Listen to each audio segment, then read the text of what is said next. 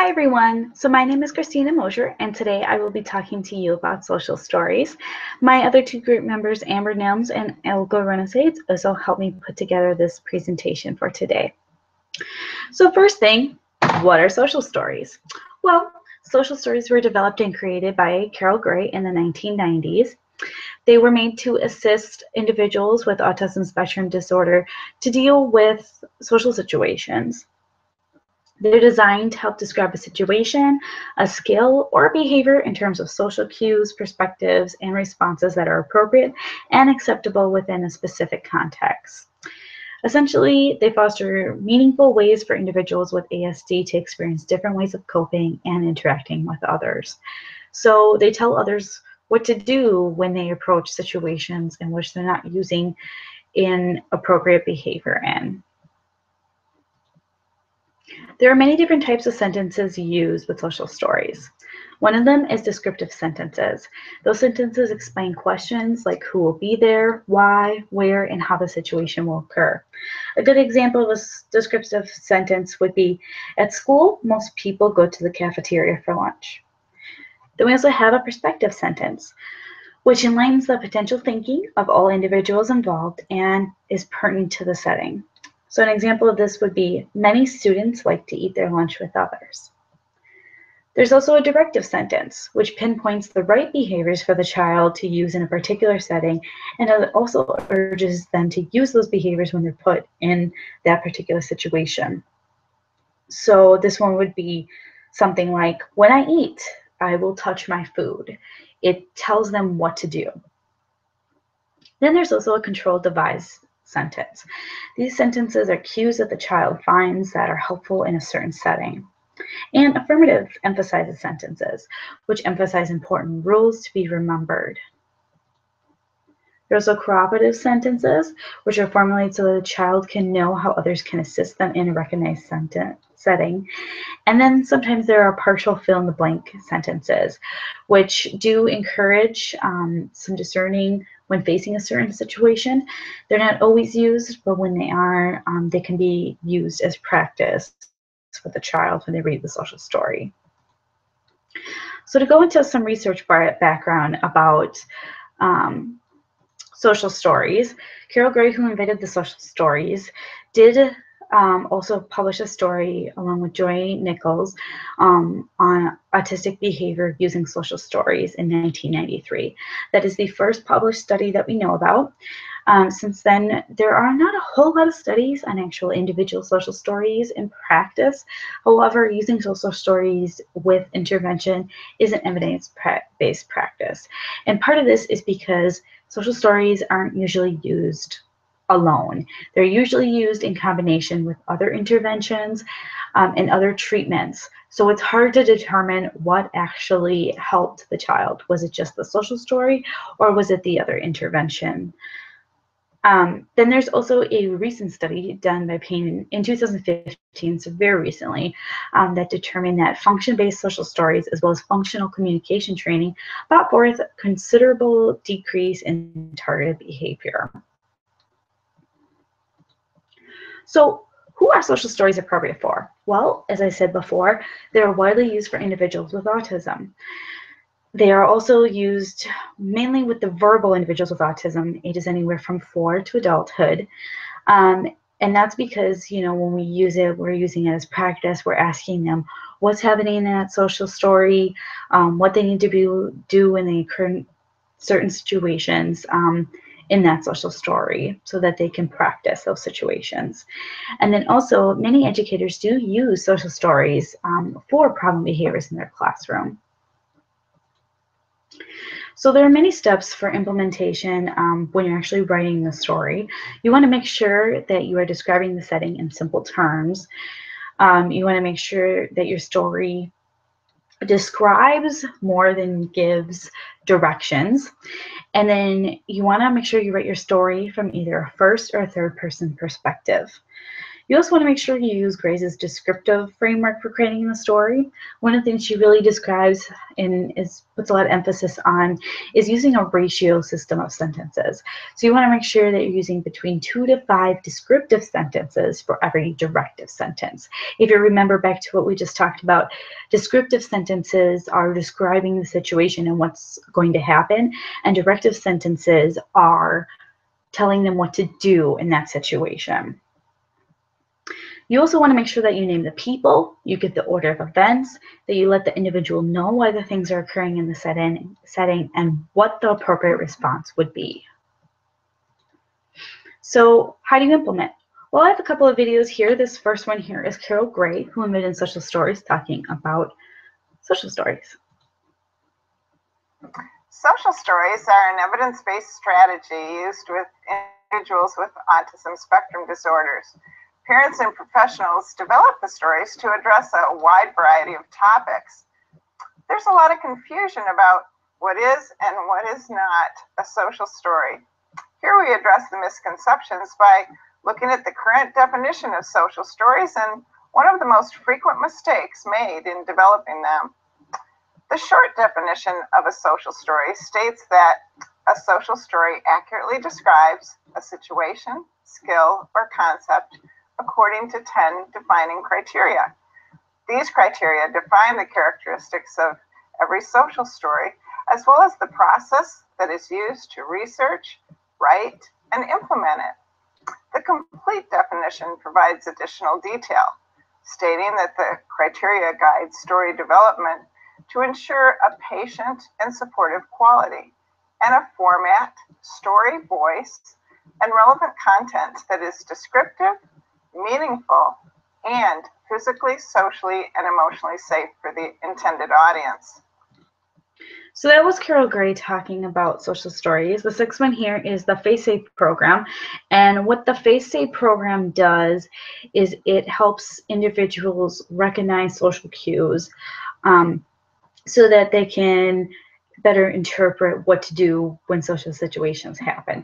So when they go on FaceSafe, it is a computer program full of games, and this is an example of one of the games that they will play. Hey, Stu, look fun. Can you please click on the one I'm looking at? Thank you. That's just what I wanted.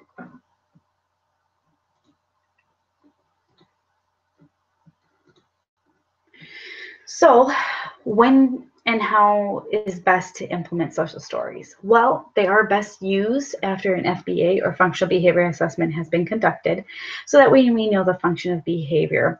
When we know the function of the behavior, we can better write the social story about that function of the behavior, and it's found to be more effective when using the social stories. You also want to make sure that you're writing the social story individually for each child based on their problem behavior and the functions of their behavior.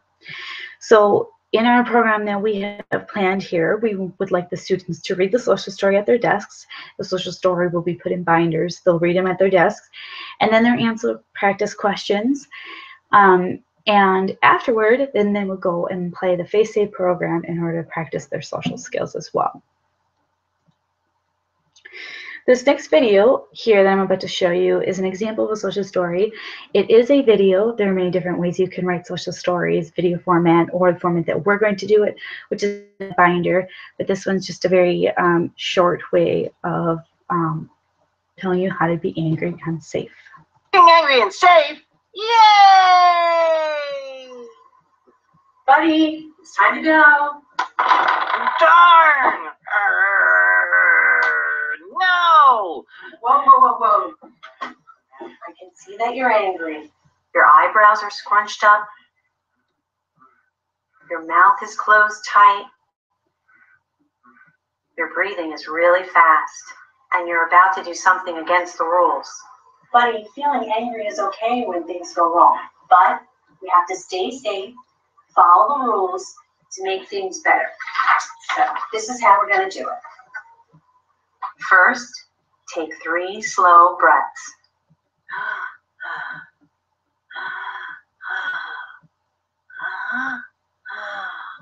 Good job, buddy. Next, open your hands. Now you've earned your second star. Now keep your hands safe on the table or at your legs. Okay. Thank you for keeping your hands safe. You did such a great job. You earned another star. Now there's only one more thing we need to do.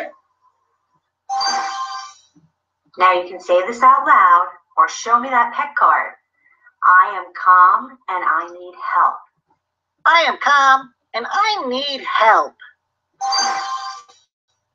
You did it! Uses a lot more directive sentences than we would probably want to use, but it's a very good example of a social story.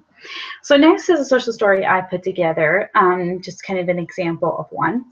So this one's called Going to the Dentist.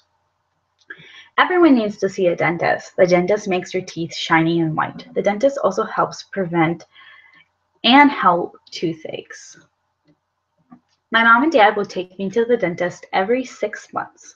When I go, I will first check in at the front desk, then I will sit in the waiting room before my dentist is ready for me. I can play on the phone, read books, or watch the TV while I am waiting.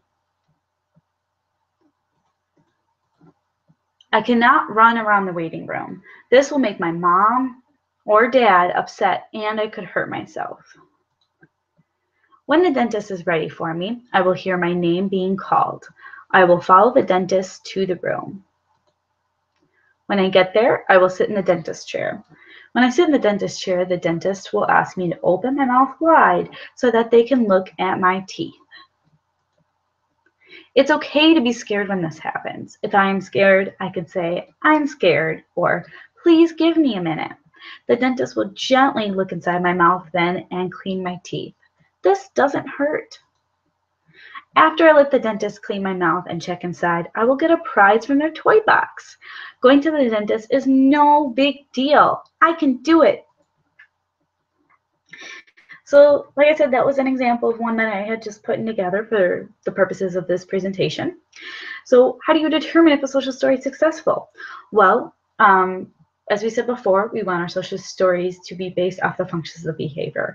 That way we know that our social stories will be more effective. That's what the studies have shown us, is that they'll be more effective if they're based off the function of the behavior. Also, having the students answer questions, doing fill in the blanks while reading their social story will help you know whether it's starting to settle in their brain, whether it's working for them, because they will connect the dots and answer the questions correctly. And then overall, you'll know that it's successful when the student reduces their problem behavior. That's the main goal of social stories. It's to reduce their problem behavior. So just a quick overview. Utilizing social stories in combination with the FACE program is going to help the students learn to engage in contingent responses to an interaction or conversation. It's going to allow them to have appropriate social engagement with adults or peers, have attempts or bids for attention by actually using eye contact to greet or wave. It will allow them to make comments about a given situation or even making requests. And then the FACE program will also help the students identify different facial expressions and emotions that are connected to social engagement. Some final quick tips to go over. So you want to remember that there are several different types of sentences to be used in social stories according to Gray's methods. They're descriptive, perspective, directive, controlled device, affirmative emphasizes, corroborative describes, and partial fill in the blank types.